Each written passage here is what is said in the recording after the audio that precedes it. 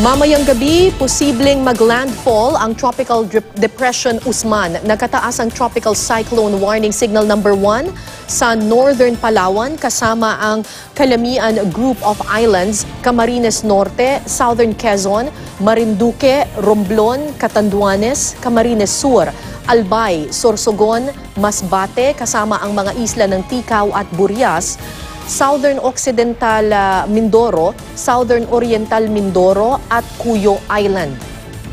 Signal number 1 din sa Eastern Samar, Northern Samar, Samar, Biliran, Leyte, Southern Leyte, Northern Cebu, kasama ang Camotes Islands, Aklan, Capiz, Iloilo, Guimaras, Antique, Northern Negros Occidental at Dinagat Islands.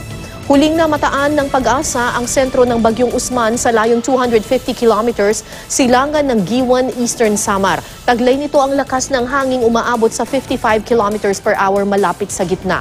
Posible pa ring lumakas ito bilang tropical storm bago mag-landfall sa Eastern Samar mamayang gabi. Sunod na tatawirin ng bagyo ang Biliran sa katatama sa Capiz o Aklan. Posible ring mag-landfall ang bagyo sa Northern Palawan sa weekend. Magiging maalo ng mga dagat sakop ng Ilocos Region, Batanes, Cagayan, maging ang silangang baybayin ng Aurora, Quezon, Camarines Norte, Dinagat at Surigao Provinces, kasama ang Siargao Island. Pinapayuhan ang mga maliliit na sasakyang pandagat na huwag munang pumalaot. Maulan na sa Visayas at Bicol Region, base po yan sa rainfall forecast ng Metro Weather. Hanggang matitinding buhos ang asahan po hanggang mamayang gabi. Uulanin din ang ilang bahagi ng Caraga Region, nalalabing lugar sa Southern Luzon at Central Luzon dahil sa bagyo. Amihan naman po ang magpapaulan sa ilang panig ng Northern Luzon.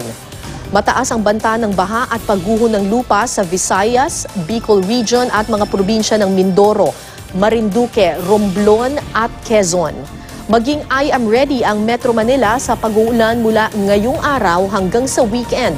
Posible naman pong gumanda ang panahon sa Lunes, bisperas ng bagong taon.